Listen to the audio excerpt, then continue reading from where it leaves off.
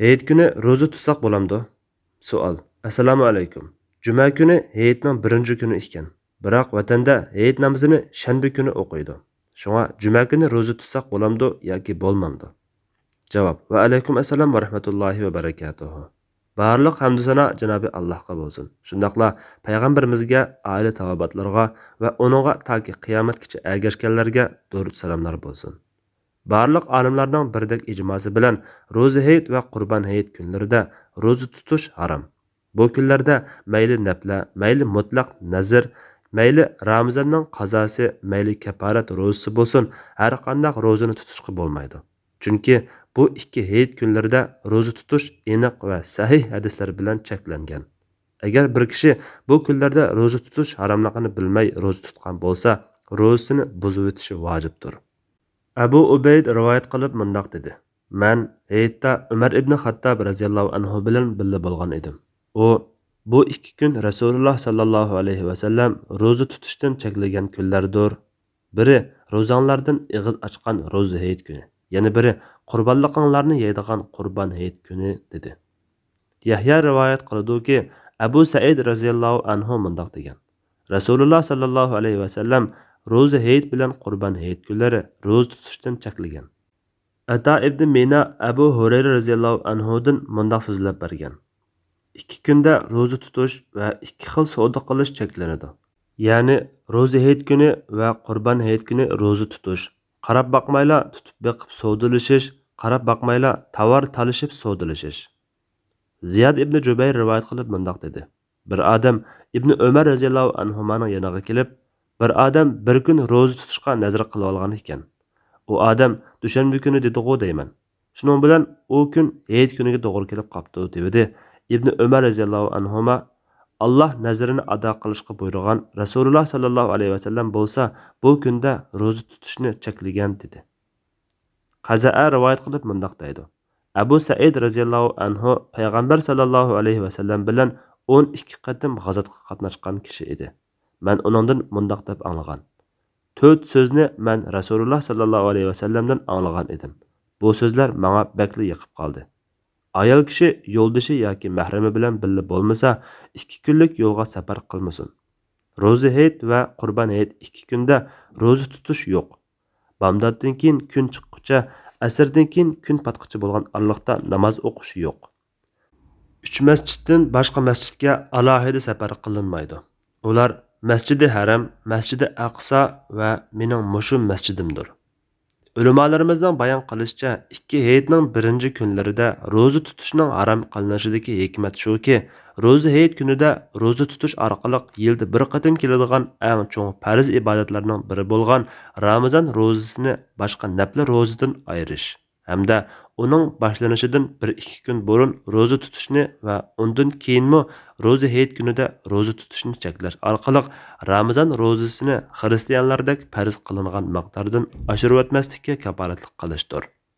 Qurbon hayit kunimi umrda bir qatim farz qilingan eng cho'ng ibodatlarning biri bo'lgan haj ibodatidan keyin keladi. Bu kunda qurbonlik qilish yo'lga qo'yilgan. Navoda bu kunda ro'za tutib olsa, haj jafosidan aram ololmaslik va kunduzi qurbonlikdan yeyolmaslik kelib chiqadigan bo'lg'achqa, uningda ro'za tutish harom qilingan va Alloh taolo bandalarni bu 2 kunda ig'iz etishga buyurgan. Natija e'tibori bilan bu kunlarda ro'za tutib olish Alloh taoloning bandalariga bergan ziyofatini qabul qilmaganlik bo'ladi. Ro'za hayit kuni hayit namoziga berishdan burun nashta qilishning, shundaqla qurbon hayit kuni qurbonlik go'shiga ig'iz tegishning sunnatligimi u 2 kunda ro'za tutmaslikni ko'rsatadi. Anas radhiyallohu anhu mundaq degan. Rasululloh sallallohu alayhi va sallam ro'za hayit namoziga bir necha tal xurmo yemasdan mangmaydi. Imom Ibn Qudama mundaq deydi. Agar hayit kuni Alloh uchun ro'za tutishni nazar qildim desa, bu gunoh ishni nazar qilish bo'ladi. U yana mundaq deydi. Hayit kunini Ramazonga tava deb o'ylab qilib, ro'za tutgan bo'lsa, keyin u kunning hayit kuni ekanligini ayon bo'lsa, ro'zasini davomlashtirishi uningga harom bo'ladi. Odatda Zulhajja oyining 5-dagi 10 kunda qilingan amal ibodatlarning fazilatining kattaligi oyat va sahih hadislarda bayon qilingan turuqliq bu kunlarning faqat 9 kunidala roza tutishning fazilatli amal doirasiga kirdiganligi, 10-chi kuni roza tutishning harom va ma'siyat bo'lganligini, hayit kunda roza tutsa zodi bo'lmaydiganligini ko'rsatadi. Agar yil bo'yi tashlamay roza tutsa, roza tutmagan qadarda bo'lganligini shuni ta'kidlaydi. Ata Abdullah ibn Amr raziyallohu anhumadan rivoyat qiladi-ki, Rasululloh sallallohu alayhi va sallam yil bo'yi tashlamay roza tutgan kishi roza tutmagan bo'ladi degan so'zni 2 qatim takrorlagan. Chunki yil bo'yi tashlamay roza tutgan kishi 2 hayit kuni bilan tashriq kunlaridan iborat roza tutish harom qilingan 5 kunda roza tutgan bo'ladi.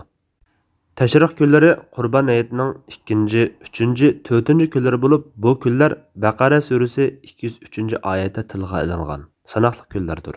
Bu kunlardami roza tutish harom qilingan.